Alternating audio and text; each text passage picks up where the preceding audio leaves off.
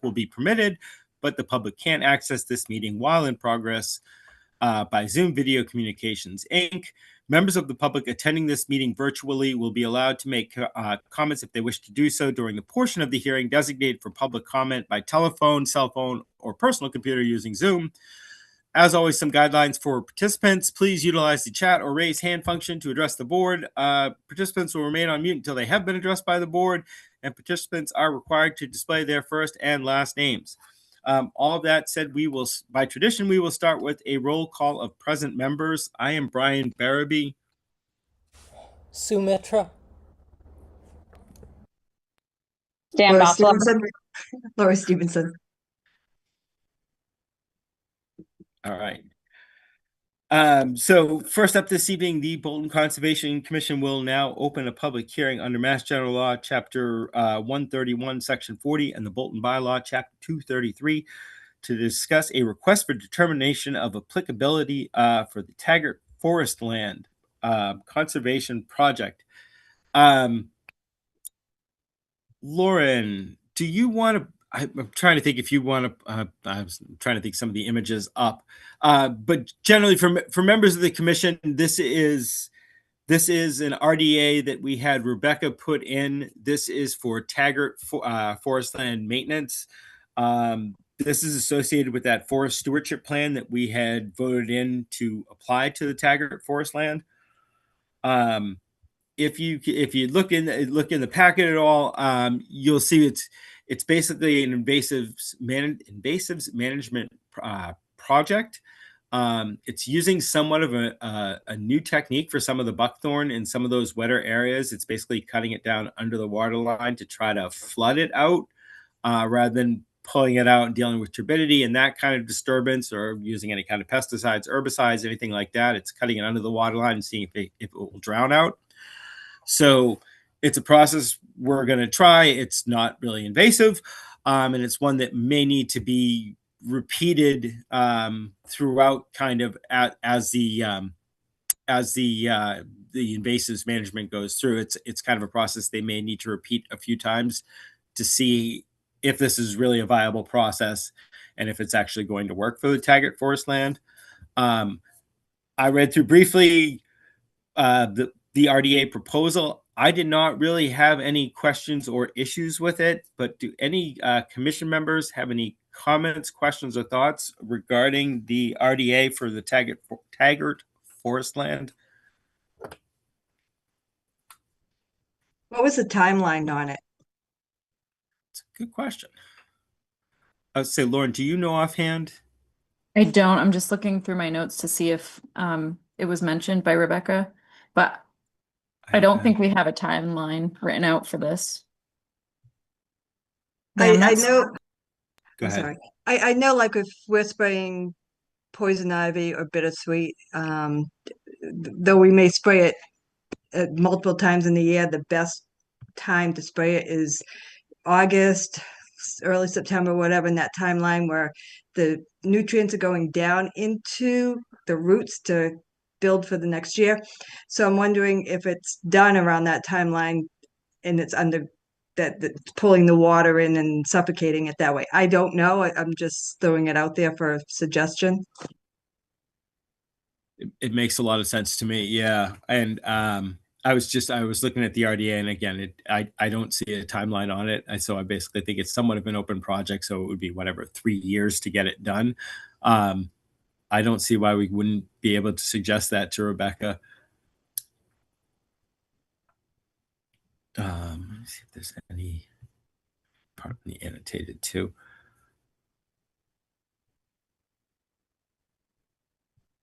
Rebecca had suggested too, like that possible conditions to add, that the materials that the invasives that they remove get composted on site outside of the BVW if there are no berries present, and the monitoring of the compost site and isolated patch. That we should have ongoing monitoring of the compost site and isolated patch, and to carry out follow-up cuttings if necessary to remove buckthorn if resprouting. Does that all make sense to members of the commission? again, additional comments, questions? Really seeing none. Any members of the public here tonight to comment on this particular hearing? Seeing none. All right. In that case, I'm going to make a motion that we close the public hearing for the request for determination of applicability for the Taggart Forest Land. Do I hear a second for closing? Second. All right. All those in favor, starting with Sue, Aye. Sam, Aye. Lori, Aye. and Lauren, I'm an aye as well. All right. I'd like to make a motion that we issue a -3 determination for the request for determination of applicability for the Taggart Forest Land with the following conditions. Excuse me. That materials removed be composted on site outside of the bordering vegetated wetland if no berries are present, and that there's ongoing monitoring of the compost site and isolated patch, and the possibility to carry out follow-up cuttings if necessary to remove the buckthorn if resprouting. Do I hear a second for issuing such RDA? Second. All those in favor, starting with Sue, Aye. Sam, Aye. Lori, Aye. and Lauren, I'm an aye as well. Thank you. Thank you. And Lauren, like if I know Rebecca will usually watch through this, but if you could think to jot down to mention to her, if she just wants to reach out, I'm curious as to the time of year she is thinking, Sure. and let her know too what Lori was suggesting, because that Yep. may play into how she tries to plan things out. Yeah, I can do that. That'd be great. All right. Next up this evening, the Bolton Conservation Commission will continue the public hearing for a request for determination of applicability for 20 Wattaquatic Hill Road. We'll try this again. The Bolton Conservation Commission will now continue the public hearing under Mass General Law, Chapter 131, Section 40, and the Bolton Bylaw, Chapter 233, to discuss the determination of applicability for 20 Wattaquatic Hill Road. As a reminder to everyone, this is the ball field submitted by Bolton Youth Baseball and Softball. Is there a rep for the league here tonight? Yeah, Mike Coviello, I'm president. Okay, hi, Mike. Hi. Laura, well, first of all, let me ask commission members, did people have a chance to get out? You guys did a great job marking it out in the field. I know I was able to get over there and take a look. Commission members have a chance to get out and take a look at all, or familiar with that general area? Okay. Lauren, is there a kind of a picture of the field overlay in the packet that maybe you could bring up? Sure. All right. 1 minute. Curious, do commission members have any initial thoughts or comments?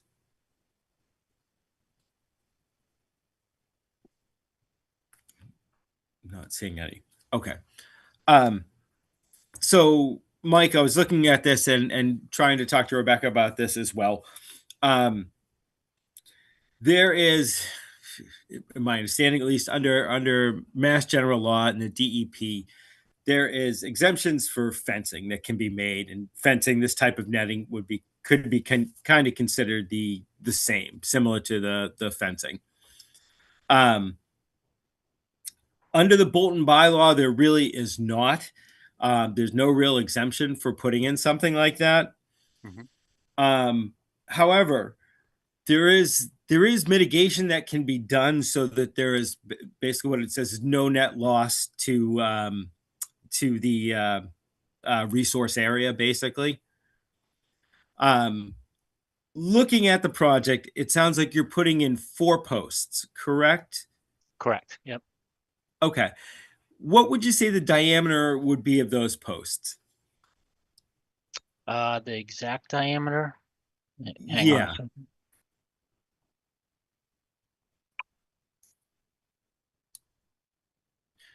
Lauren, can I ask while he's looking, do we have like an overview of is there a good one that kind of shows an overview of the field, kind of See, Uh,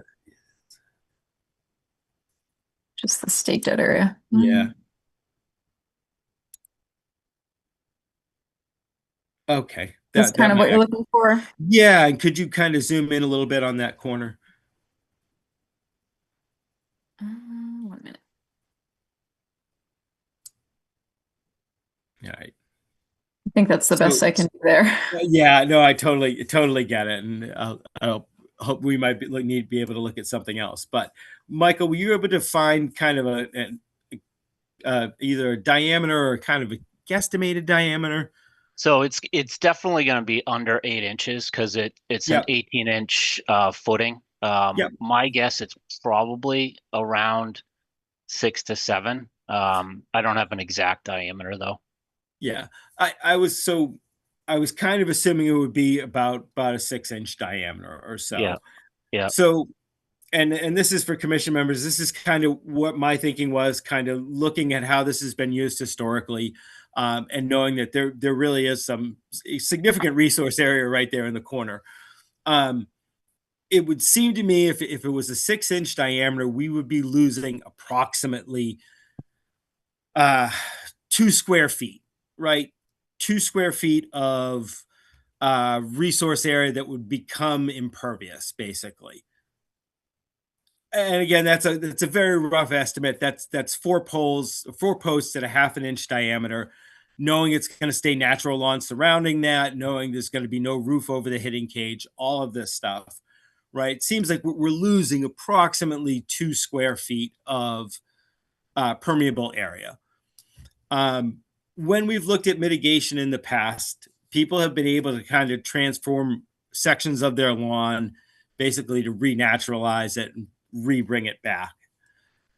Looking at the field, and that's why I was kind of hoping if we had a nice, a better aerial. I almost want to go to Google Earth. We've done mitigation, Michael, for some places, and oftentimes we'll do it at like a 2-to-1 or a 1/2 to 1 ratio. So, you're losing a square yard, you're replacing it with 2 square yards somewhere else. If we're looking at an approximate 2 square feet, and we ask for a 2-to-1 mitigation, that would be about 4 square feet of area looking to possibly renaturalize.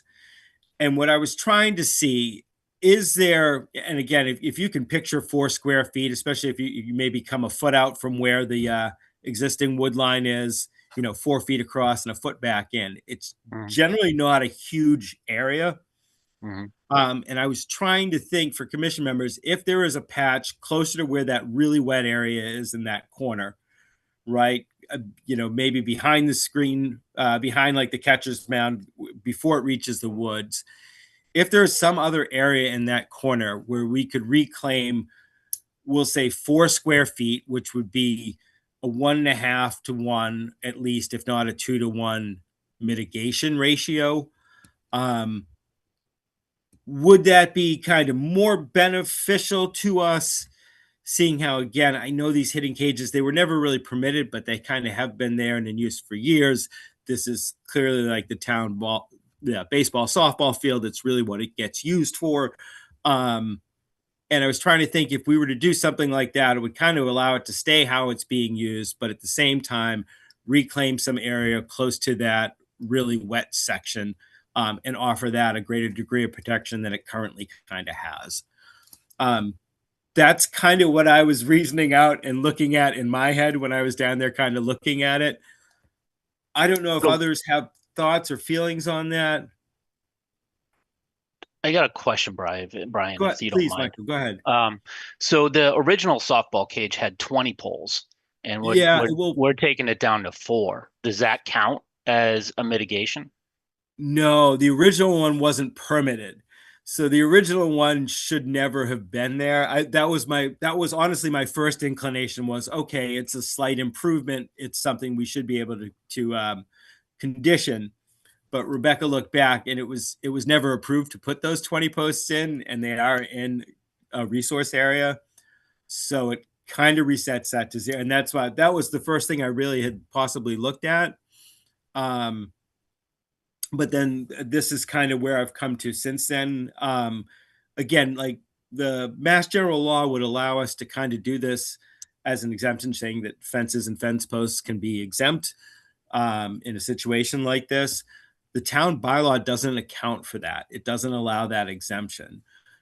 The one thing we could do, again, is that type of mitigation where it's a give back at a greater ratio than what we're giving up, if that makes sense. Mm-hmm. Mm-hmm.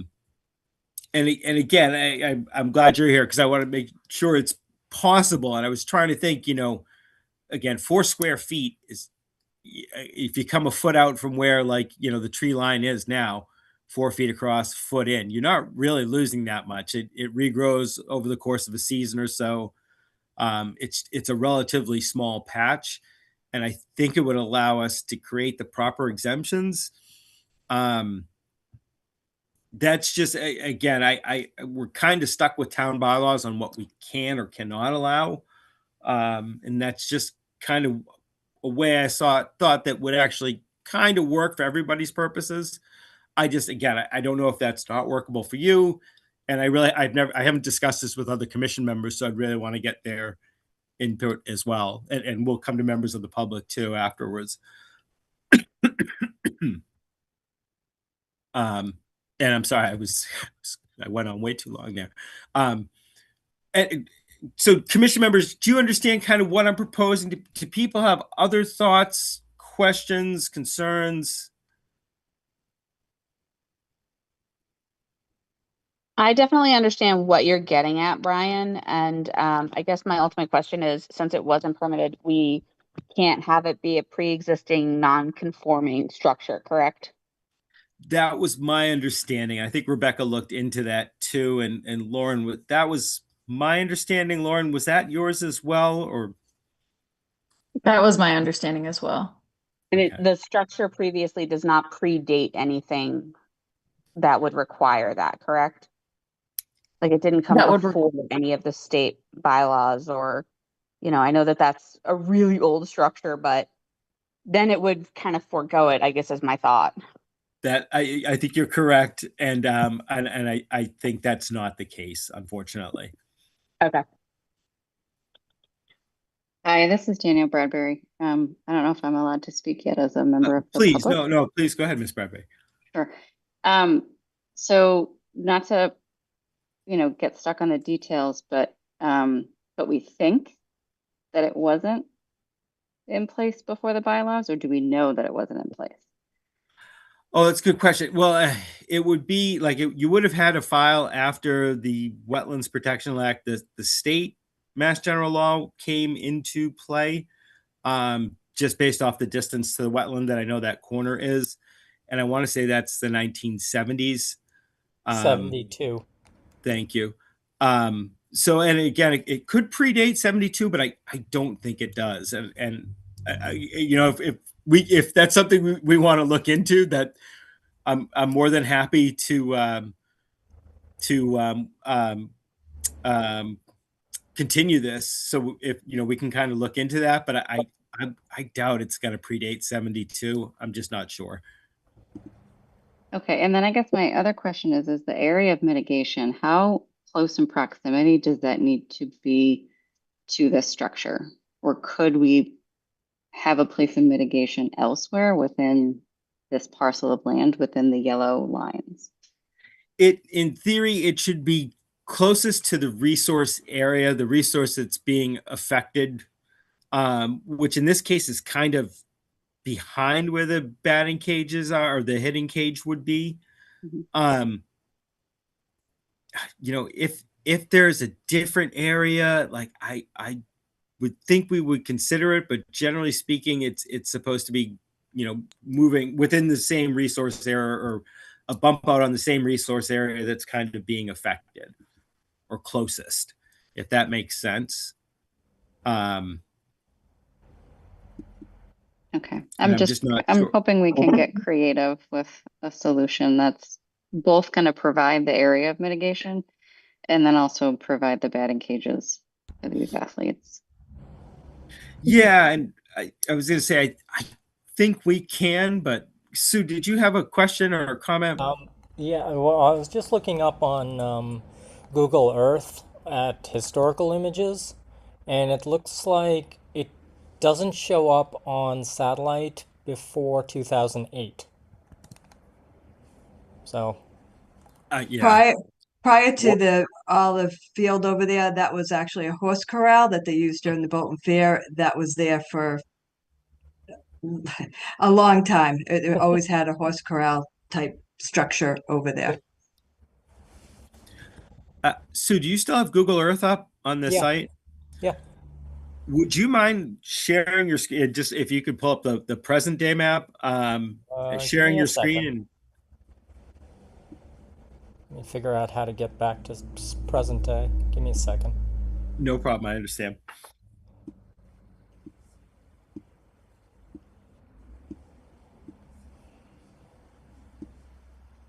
Okay. And just while she does that, could I just ask one? So we're just talking about 4 square feet that we would need to. That's it. Yeah, I was going to say that doesn't sound like much. I'm like using my hands. I'm like, that doesn't feel like a significant amount that we couldn't find. And I just didn't know because I know that we had indicated to Rebecca, and she was passing along the message that we're also proposing moving it even like 15 feet further away. So I know we're still disrupting that area, but I'm just saying it opens even more space that can certainly be reclaimed to do with, whatever's necessary as well. I think we're going to have even more space behind that backstop area that's not going to be needed for the cages at all. And that was my hope. Because again, it's basically just 4 posts that we really have to make up for. And again, it's usually at least 1.5 times. But we're talking 6 to 8 inch diameter. I mean, it's 2 square feet. All right. Sue, are you able to So I've got it on my screen. I don't know how to share. Sue, I just pulled it up if it's easier for me to screen share. That's probably fine. Okay. 1 minute. Okay. Thank you for your willingness, though, Sue. Yep. Okay. So I know that there's a way to view. So are we looking at the modern images, or do you want to go back in time, or what? No, modern would be ideal. Okay. So this is what I'm seeing. Yeah. Hold on. Looks like an old picture because yeah. the one I have is. What about going to view? Oh, there we go. It looks better. Yeah. And I don't know how. Yeah, 2024 is as far as we can go. Is that your full zoom in? But to it's not very clear. Yeah.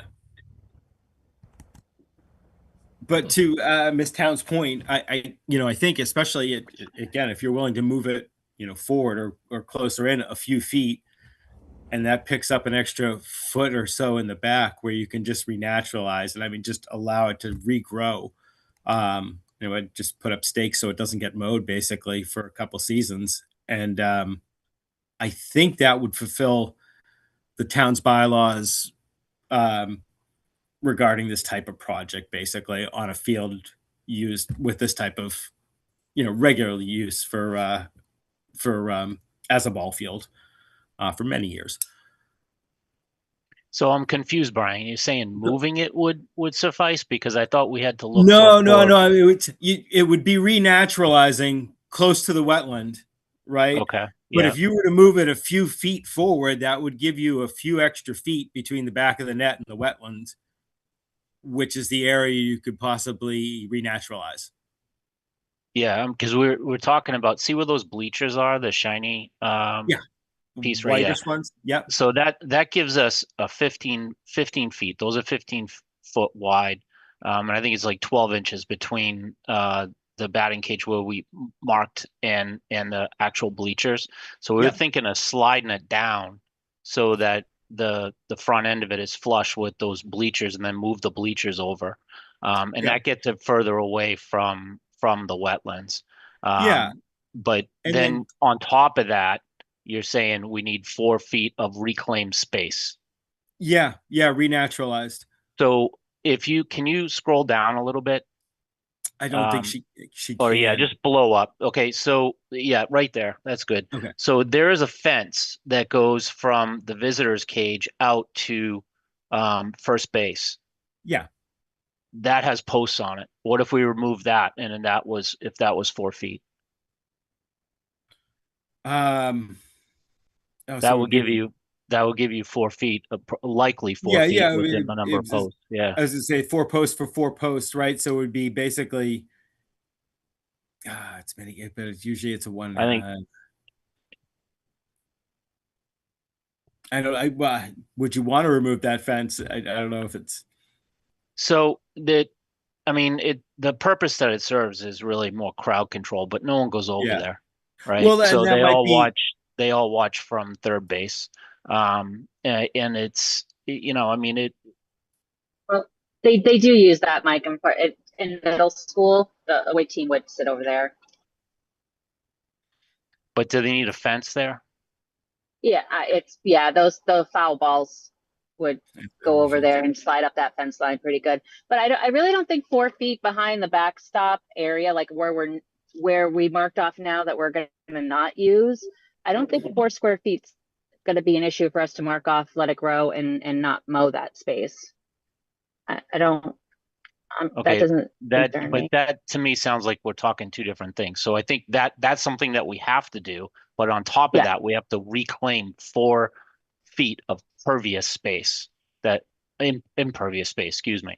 Right? That's what you're asking for, Brian, right? Yeah, Brian, sorry. Yeah, no, it's fine. 4 square feet to renaturalize. Yeah. So on top, But behind the backstop, like, would that mean removing a structure though, or would that just mean like areas that like? And I mean, it would be helpful for like physically there, but I'm just thinking like behind the dugout, right, where the cages are, where we're saying they'll go behind the Yep. backstop. There's like a big tree there, and all the back, like, and it is already kind of naturalized, right? It is Yep. overgrown and everything else, but people walk behind there a little bit. But if we sectioned off that area that we would normally mow now, we're just going to say we won't mow that, and then that would give us the reclaim. Would that check the box? That would I think that would offset the 4 posts you're planning to put Beautiful. in for the batting cage, and the rest That's of the batting how cage. I was keeping it that simple in my head, and I was hoping that was the answer. So yeah, I feel like that's pretty reasonable that we can find that space. Okay. Michael, does it make a little more sense now? Absolutely not. Because Sorry. it sounds to me like you want us to reclaim 4 feet of impervious space. In order to do that, we would have to remove a structure. But if you're saying that's not the case. No, it's just the space that's being used right now that we do mow and use and leverage. We'll just nick off 4 square feet of it. Holy tree down, by the way, on 117. That's not good. Giant limb blocking. Okay, so direction. Sorry, I almost hit it. So it's not like a impervious pervious thing. It's just renaturalizing a certain space. Yeah. Okay. Yeah, we're saying that's appropriate mitigation for the minimal impact you're making with the 4, say 6 to 8 inch diameter posts. I gotcha. Okay. And it's even, and the reason we say 4 squeed is so that we're at least at a 1/2 to 1. So we're reclaiming even more than we're giving up by the posts. And that's basically what we're trying to account for. I gotcha. Here I am looking for impervious space. I know. It's like, where can we? No. I know. And I'm like, why are you tearing that fence? I'm like, leave the fence alone. We're fine. I can't tear it up unless Parks and Rec tells me I can tear it up. But I'm I'm spitballing here because it wasn't making a lot of sense to me. Yeah. I think we're going to be okay, Mike, honestly. Okay. Yeah. We'll find the space. That makes sense. Yeah. All right. So members of the commission have additional comments, questions. Does it make sense? Is that something people would be relatively comfortable with?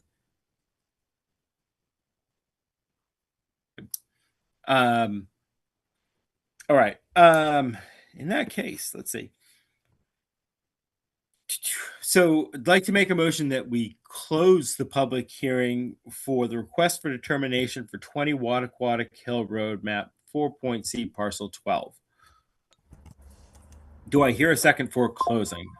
Second. All those in favor, starting with Sue, Aye. Sam, Aye. Lori, Aye. and Lauren, I'm an aye as well. All right. I just want to try to see if I can figure out exactly how to word this. Do we have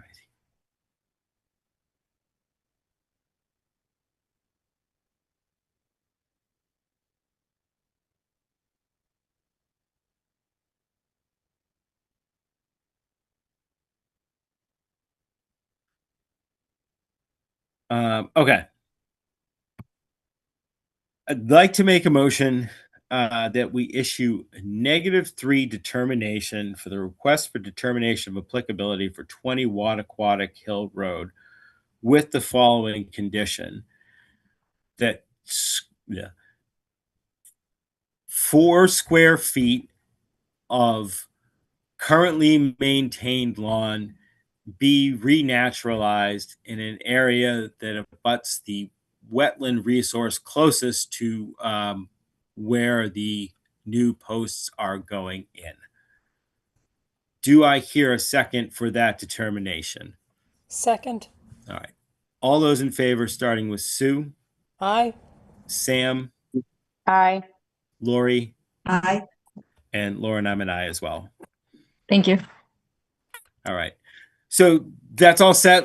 Lauren or Rebecca will reach out to you guys tomorrow. They'll kind of get everything ready for us to sign. And again, if you have any further questions, Rebecca's always a great resource. Okay, great. Thank you, Brian. Great. All right. Thank Thank you you very guys. much. Good luck with it. Good luck this Thank season. Thank you, everybody. Thank you. Thank you so much. All right. Good night, guys. All right. Sorry. Next up this evening. Oh, sorry.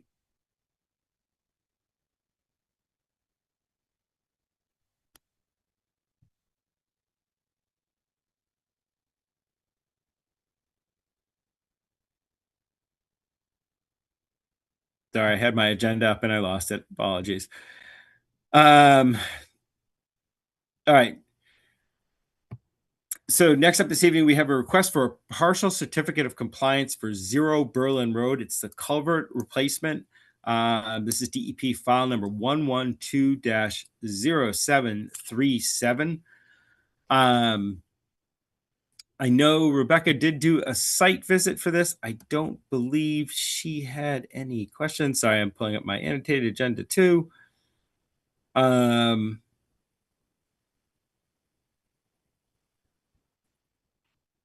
right. So I talked with her. She did go out. It basically, she was comfortable with the project as it stood. She had recommended that we issue ongoing conditions for the special conditions that were listed on the original project, some of which have to do with like the growing seasons. I didn't see any reason why not to do it that way. It seemed like DEP was comfortable with it that way. Are there any questions, comments, thoughts from commission members as to why we might not do it that way? Seeing none. All right. In that case, I'm going to call for a roll call vote to issue a certificate of compliance for 0 Berlin Road, DEP culvert replacement, DEP file number 112-0737 with the following ongoing conditions. The continuation of special conditions number 7A through D, number 8A, and number 9C through E from the original order of conditions. All those in favor of issuing said COC with those ongoing conditions, please say aye, starting with Sue. Aye. Sam. Aye. Lori. Aye. And Lauren, I'm an aye as well. That was super easy, Commissioner. I didn't have to say anything, but thank you for that, Mr. Chair. No problem, Phil. Thank you for being here tonight. Sure. Thank you. Take care. All right. So next up, we have a request for a certificate of compliance for 158-160 Still River Road. That's DEP file number 112-0740 for the Broomfields. Regarding construction of a single family house.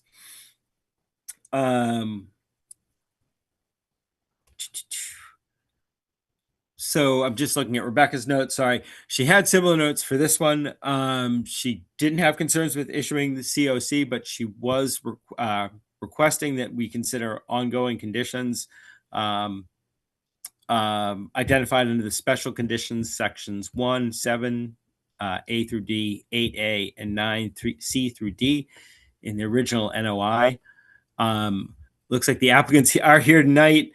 Not sure if you have any questions, comments regarding the request for a certificate of compliance. No, I think it's taken a little while to get the grass to regrow there with the slope that we had, but it's grown in pretty good. I submitted some photos of it right up next to the silk fence, and I think it's been holding up to the heavy rains that we've had over the last month or so, even today. And okay. Yeah, I don't have the order of conditions in front of me, so I'm struggling. Yeah. I think, and I know that's one of those sections is that it's an ongoing of maintaining that growing for 2 seasons, but it is a full certificate of compliance. It just has that kind of ongoing condition. It's kind of what we recommend. Which the conservation agent had recommended. It's ones you can see we did that for the DEP just a second ago. But if you had any questions, and let me open it to members of the commission. Have any comments or questions regarding this certificate of compliance?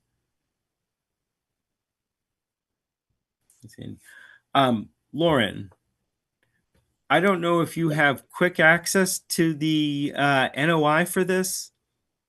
Sure. The order of conditions that has those special conditions listed. Sure. Let me see if I can pull it up.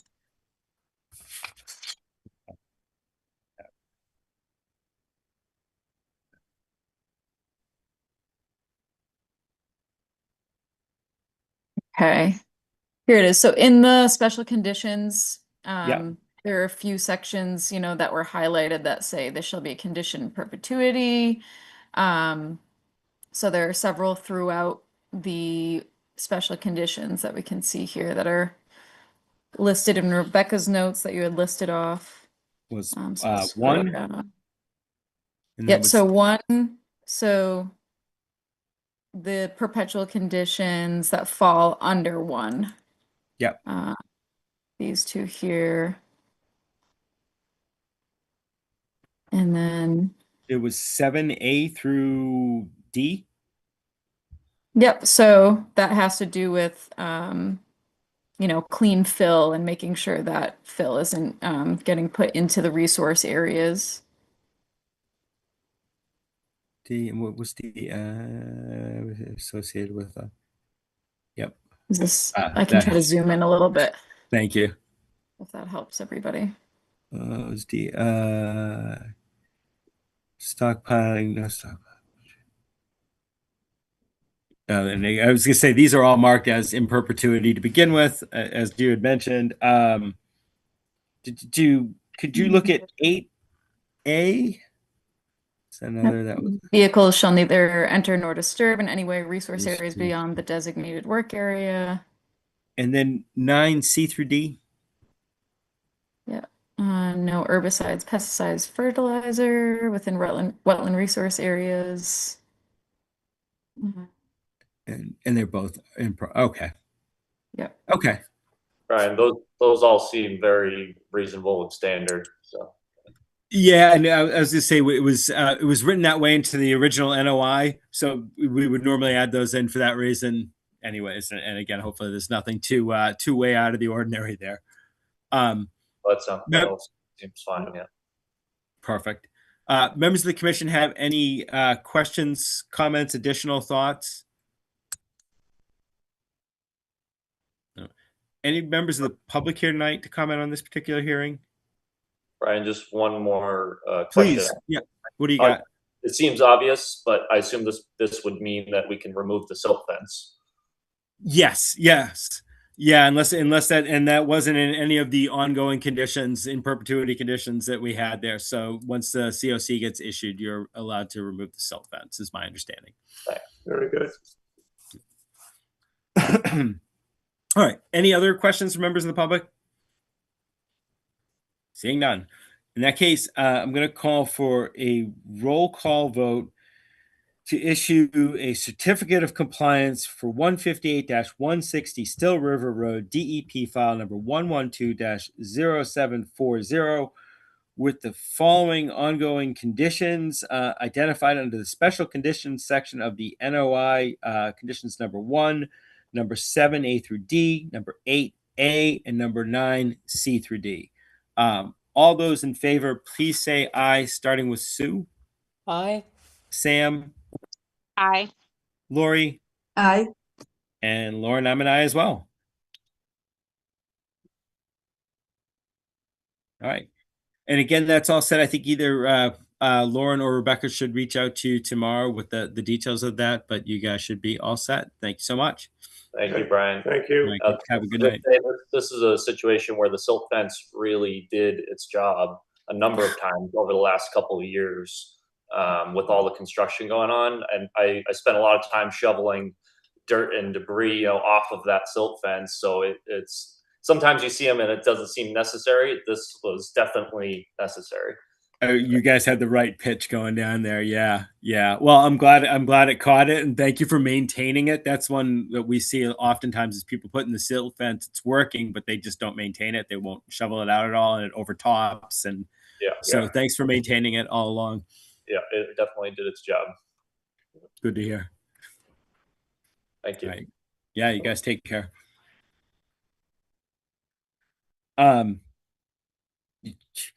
Next up, we had next on our lovely agenda were just enforcement order updates. It seems like most are moving along. I think we are expecting an NOI for 30 North. They're moving towards an NOI, I believe, for 11 North. I don't think there was an update on 100 East End Road. I know there are ongoing communications. I think there were communications going back and forth, and those have kind of slowed or stopped. But Rebecca is trying to keep those communications going to get further updates on that. And that's really all I had for the enforcement orders. Don't know if I missed anything there, Lauren. Nope. Just to clarify, go ahead. You had mentioned 30 North. The order of conditions had been issued for 30 North, but they have not continued any work on that property just because they're waiting for the order of conditions to actually be issued. We're still waiting for signatures on it, and it should be issued next week. Which is a good reminder if anybody needs to go sign. All right, so in the packet are minutes from both April 7th and the April 7th ones were in there, weren't they? And then the July 7th, 2026 meetings. Did people have a chance to read through those? If so, any edits, corrections, changes? If not, does anybody need more time to read through the minutes? None. All right. I'd like to make a motion that we approve the minutes for our April 7th, 2026 meeting as drafted and submitted at this evening's meeting. Do I hear a second for minutes approval for April 7th? Second. All right. All those in favor, say aye, starting with Sue. Aye. Sam. Abstain. Lori. Aye. And Lauren, I'm an aye as well. Okay. And actually, we don't have a quorum for that, so we'll have to push those off until the next one. Meeting. Yeah.